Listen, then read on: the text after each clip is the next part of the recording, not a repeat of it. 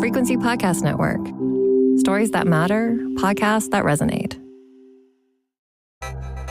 The age of cryptocurrency has created some unlikely celebrities.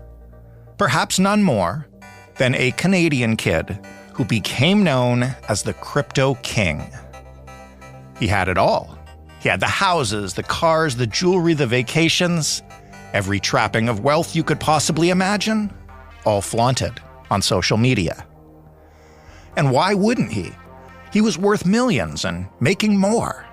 So much so that investors couldn't get enough when he offered to help them out. Their money started pouring in too, and on paper, it all kept growing. Only, was it really? Things started to seem a little strange. Investors got first worried, then frantic, and then angry. And then, well, the whole thing came crashing down. Now there are multiple lawsuits, allegedly tens of millions of dollars missing. And as of 2 weeks ago, Canada's Crypto King faces criminal charges. So what exactly happened here? And what, if anything, can we learn from it?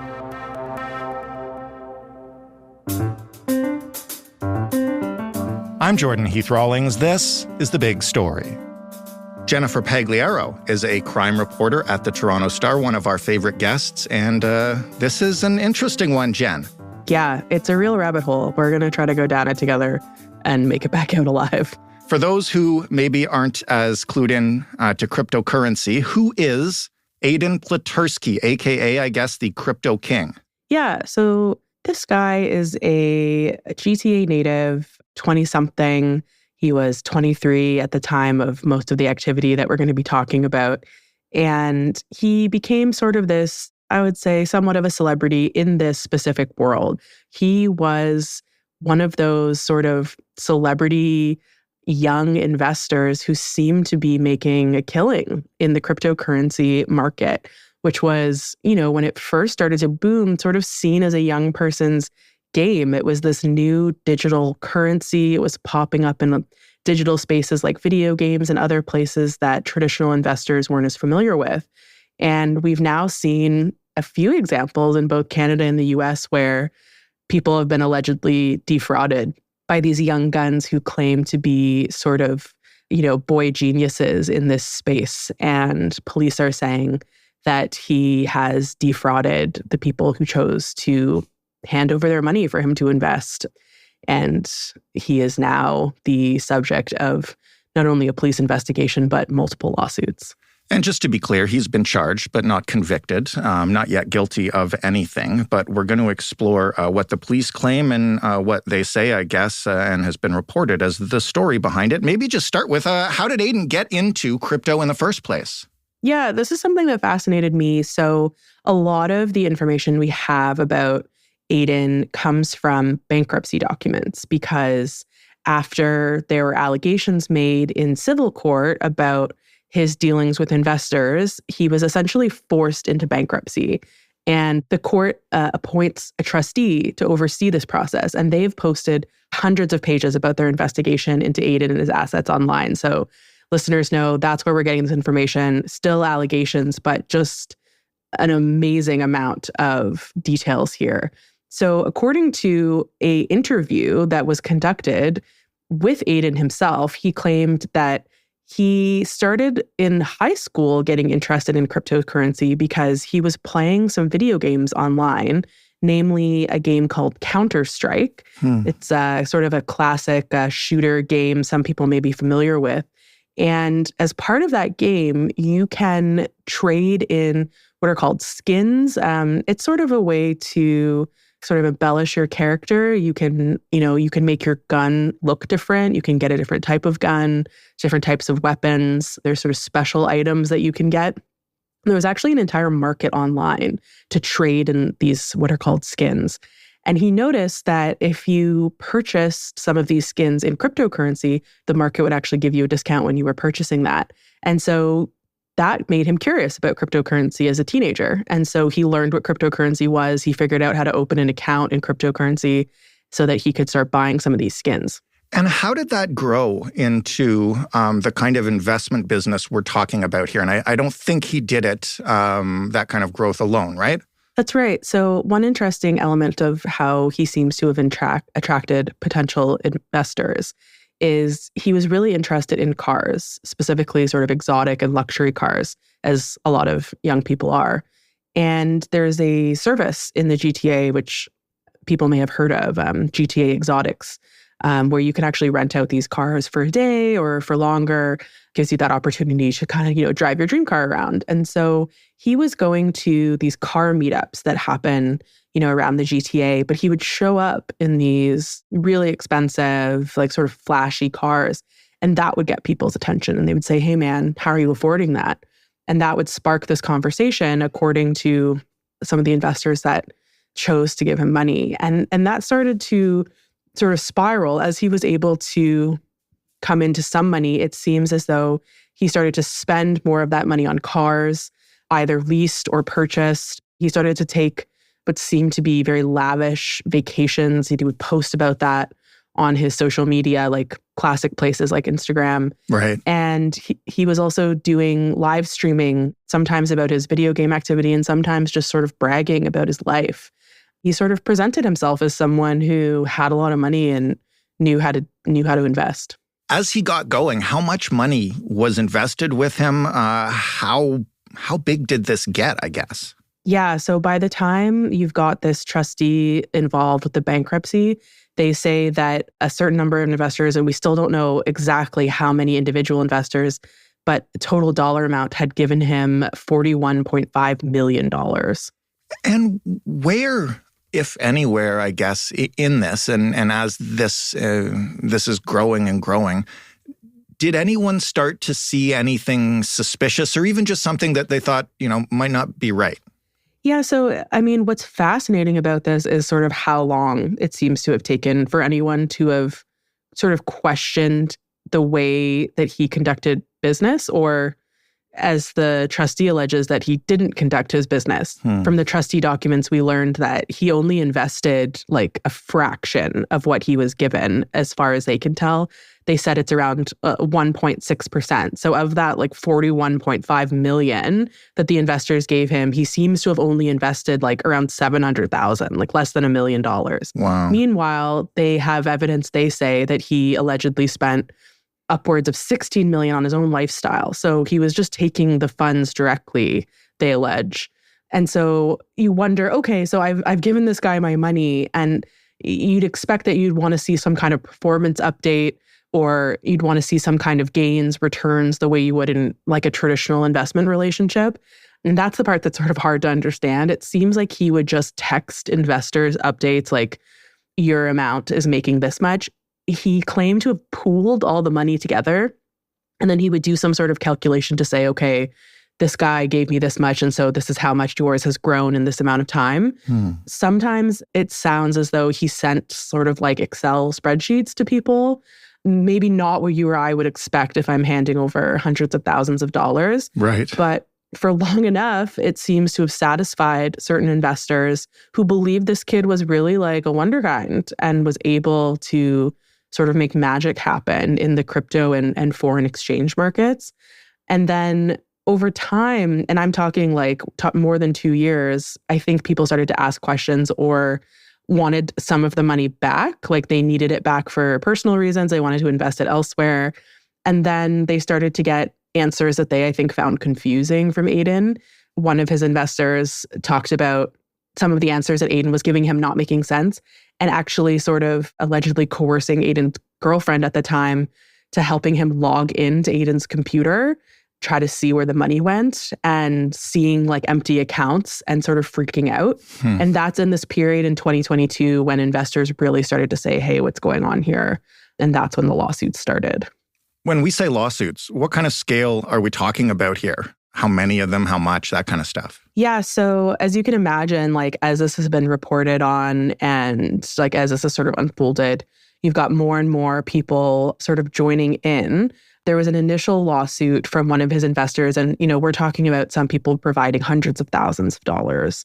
And there's also losses involved there, where they say that if that money had been invested properly, there would have been gains that were not realized, because the allegations are that Aiden didn't invest most of this money at all. Since the bankruptcy proceedings have started, it seems that investors believe that that might be the better route to actually get some of their money back, because part of the bankruptcy process is that they can recover and reclaim his assets, either liquid, like if he has cash in his accounts, or, for example, like all of these cars and some of the other like luxurious things that he's amassed.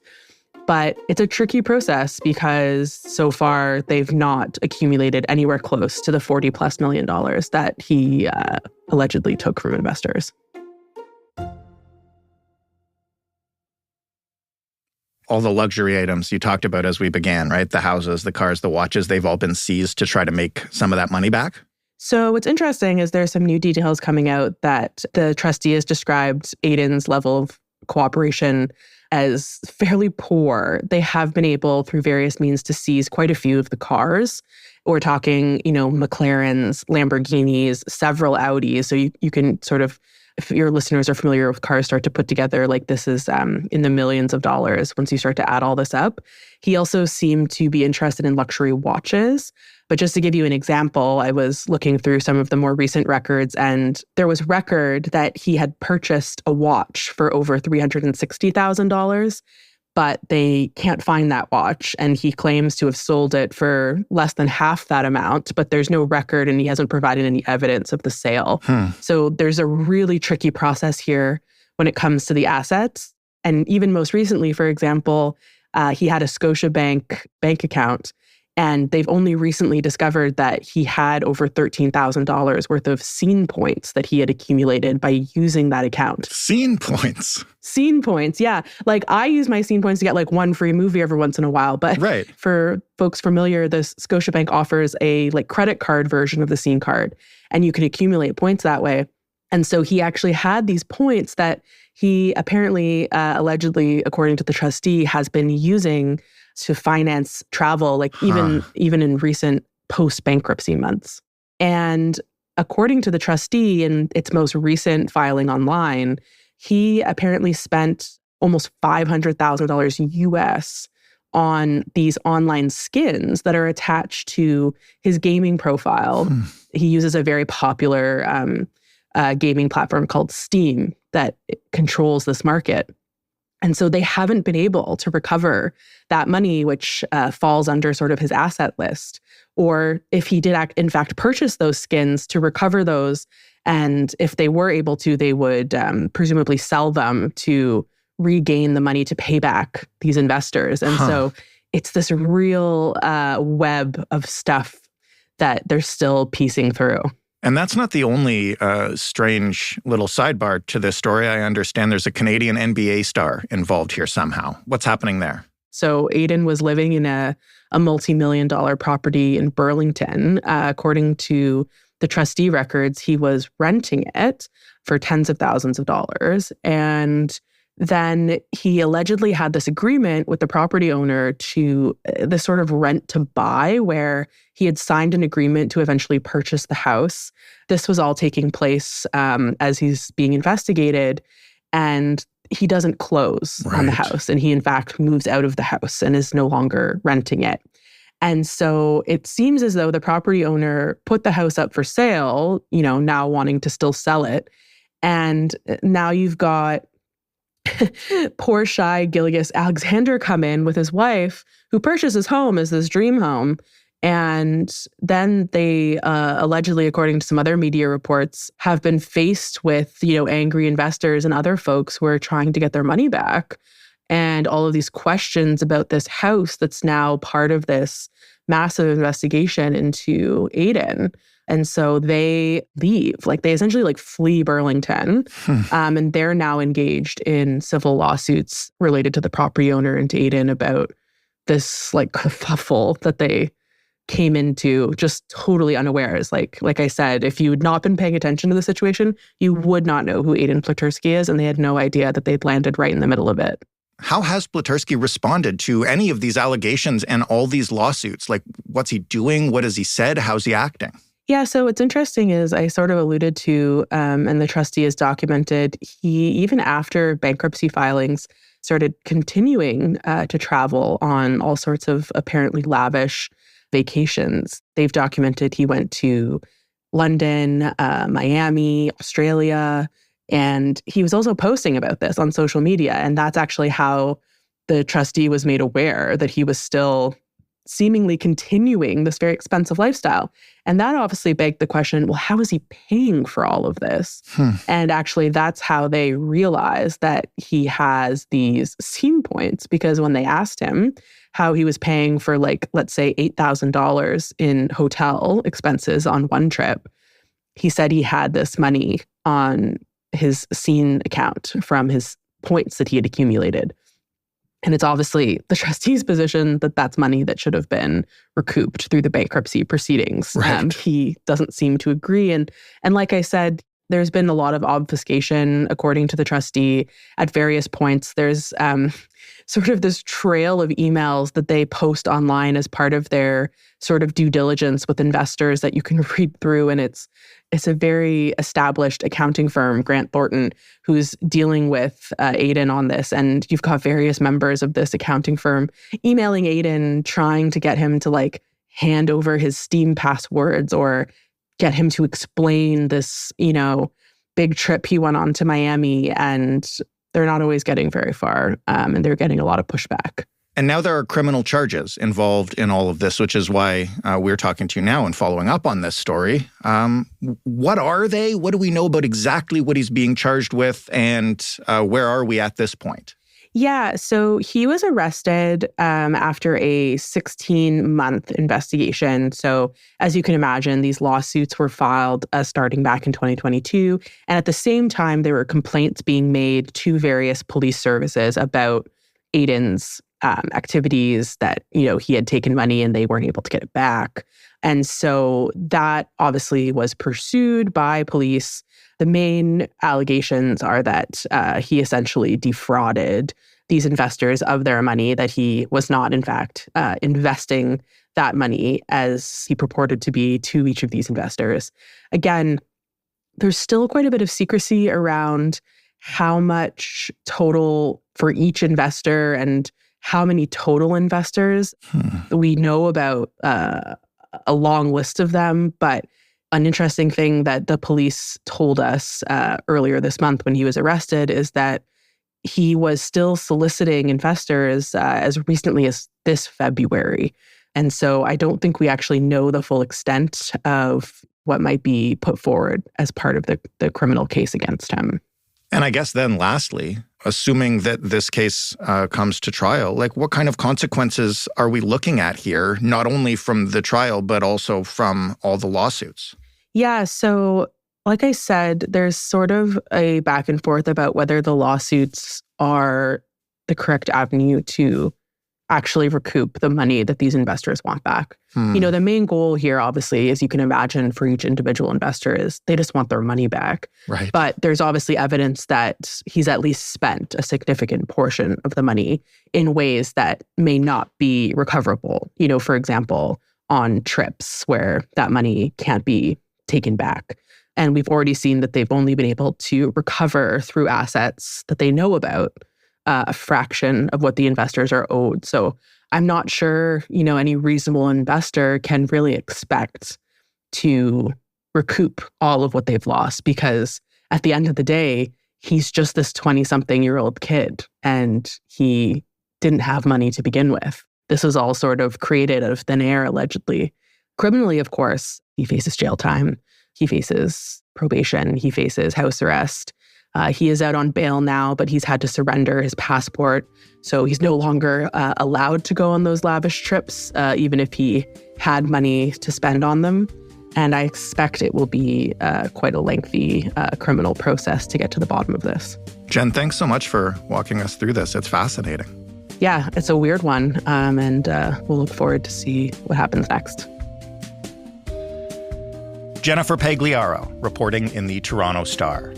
That was The Big Story. For more from us, head to thebigstorypodcast.ca. You can feel free anytime To send us some feedback, the way to do that is via email. hello@thebigstorypodcast.ca is the address, or via a voicemail, which you can leave by calling 416-935-5935. As you probably know by now, but just in case you don't, you can find The Big Story in absolutely any podcast player you prefer. And when you're there, we'd love it if you gave us a rating or left us a review. Thanks for listening. I'm Jordan Heath Rawlings. We'll talk tomorrow.